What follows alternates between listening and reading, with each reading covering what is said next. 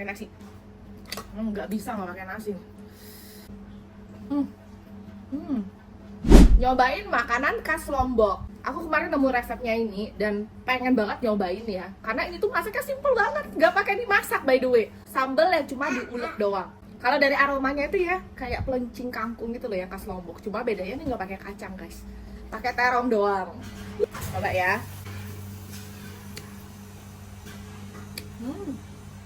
Bilang terong tuh kalau dimakan kayak gini doang tuh ada sedikit pahit ya, ada kulitnya kan.